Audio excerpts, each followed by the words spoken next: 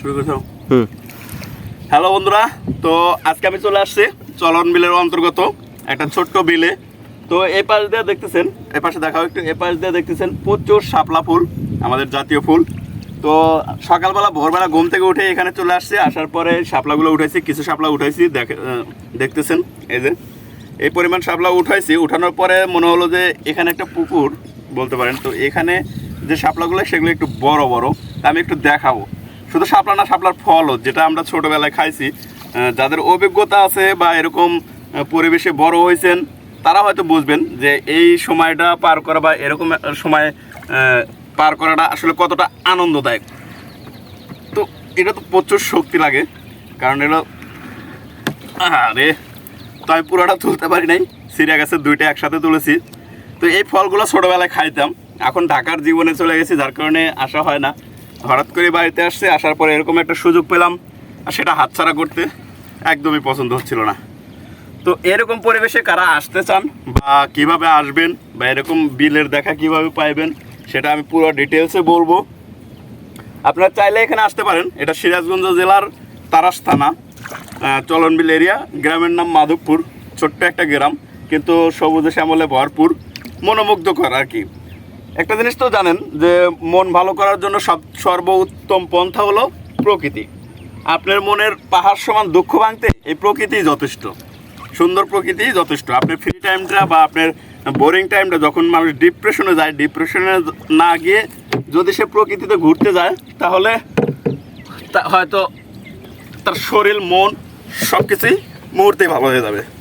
তো আমি এর মধ্যে আরেকটা পেয়ে গেছি, ওই পাশটা দেখো, ওই পাশে আরও বড় বড় আছে।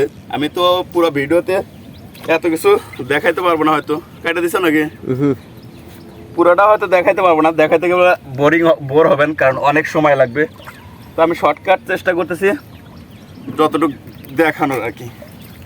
তো সবাই একটু আমি নতুন একজন কন্টেন্ট ক্রিয়েটর ইউটিউবে, ফেসবুকে আমার মোটামুটি একটাই আছে, কিন্তু ইউটিউবে নতুন হিসাবে কাজ করতেছি। সবাই একটু সাবস্ক্রাইব করে সহযোগিতা করবেন। আপনারা সহযোগিতা করলে, আপনার ভালোবাসা দিলে হয়তো আর একটু সামনে এগিয়ে যাওয়ার আশা পাবো আর কি, মনে সাহস পাবো। তো আমি চাই আপনারা অবশ্যই আমাকে নিরাশ করবেন না, ভালোবাসা দিয়ে সঙ্গেই থাকবেন। তো এর মধ্যে আমি আরেকটা পেয়ে গেছি। এই জায়গাটাই আমি অনেকগুলো পেয়েছি, 8-10টা পেয়েছি, কারণ এই জায়গাটা একটু গভীর, তো একটু পুকুর টাইপের, যার কারণে বাচ্চা পোলাপানগুলো, গ্রামের পোলাপানগুলো এখানে আসতে পারে না, কারণ তারা তো নৌকা নিয়ে আসে না আমাদের মতন, এই জন্য তুলতে পারে না।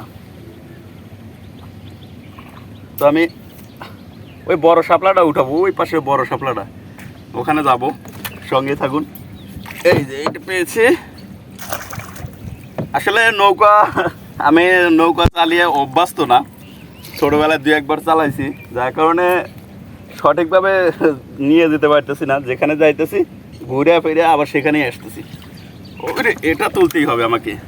Wow, nice nice, beautiful.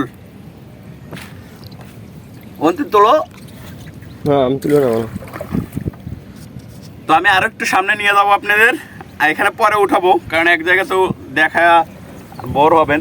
সামনে আরো সুন্দর সুন্দর জায়গা আছে, চেষ্টা করতেছি আমি সেখানে নেওয়ার জন্য। আর এখান দিয়ে বের হওয়ার সময় আমি এগুলো উঠাবো, ওই সামনে উঠাবো। সামনের ফুলগুলো আরো ভালো লাগতেছে। তো কমেন্টসে বলে যাবেন যে আপনাদের এরকম অভিজ্ঞতা বা শাপলা তোলার অভিজ্ঞতা কার কার আছে, নৌকা নিয়ে চলন্ত অবস্থায় শাপলা উঠানোর অভিজ্ঞতা কার কার আছে। বড় না ছোট, ওটা ছোট, উঁচু উঁচু যেতে হবে। এই যে এখানে উঠাবো, কাটলাম। হ্যাঁ।